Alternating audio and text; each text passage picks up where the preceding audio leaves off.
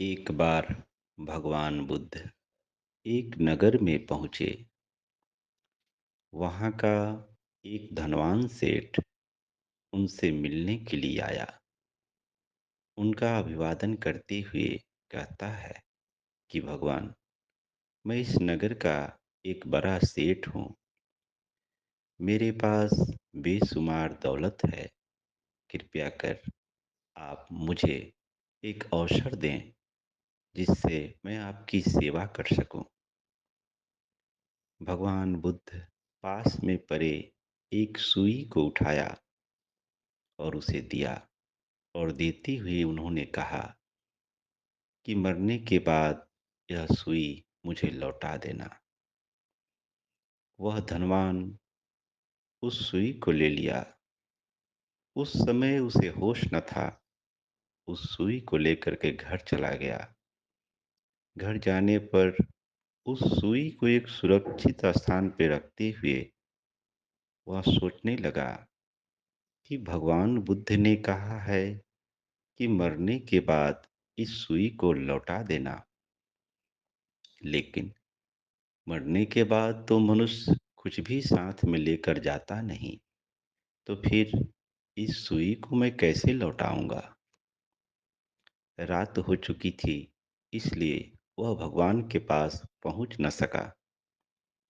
वह सुबह की प्रतीक्षा करने लगा कि जैसे ही सुबह होगा, इस सुई को लेकर मैं भगवान बुद्ध के पास जाऊंगा और उन्हें अभी ही ये लौटा दूंगा।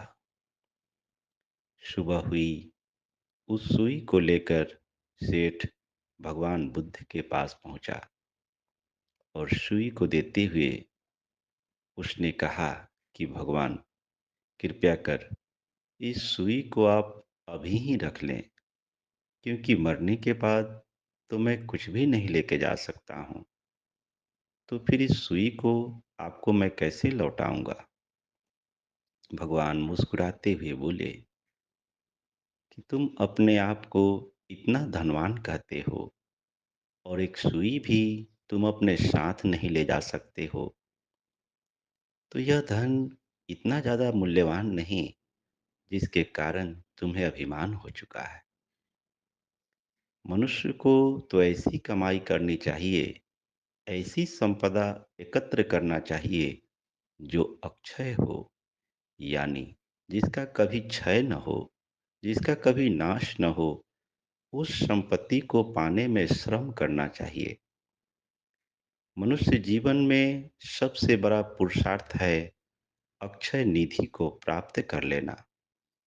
धन कमाना दोष की बात नहीं है, लेकिन यह धन मनुष्य में के जीवन में अगर अभिमान ला दे, मनुष्य के मृत्यु उपरांत अगर काम न आए, तो इस धन का मूल्य इतना नहीं जितना तुम समझ रहे हो।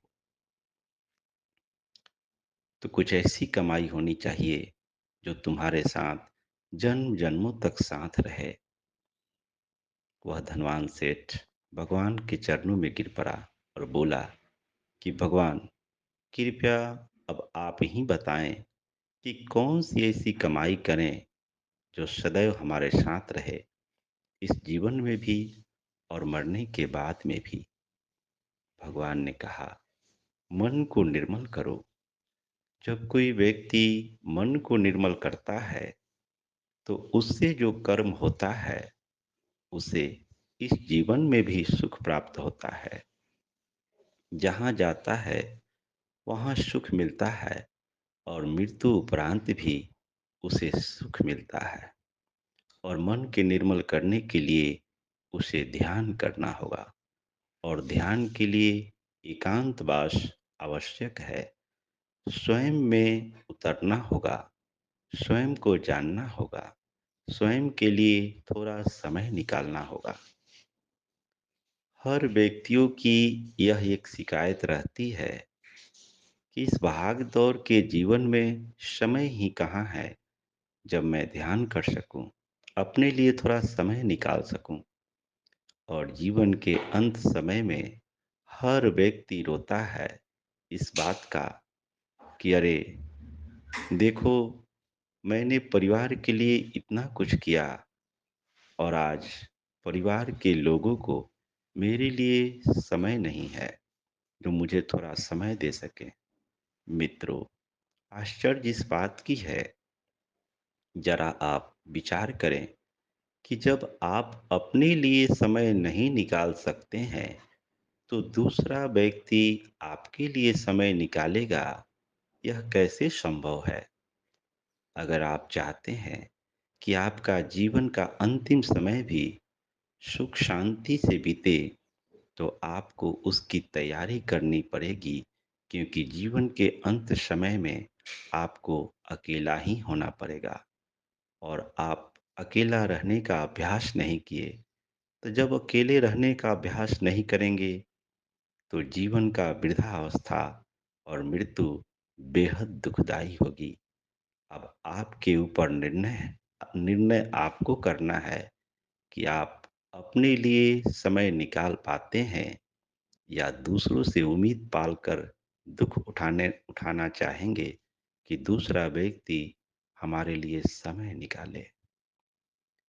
आप सबका मंगल हो, सबका कल्याण हो, सबका भला हो, सबकी स्वस्ति हो, सबकी मुक्ति हो, चहु ओर सुख हो, चहु ओर शांति हो।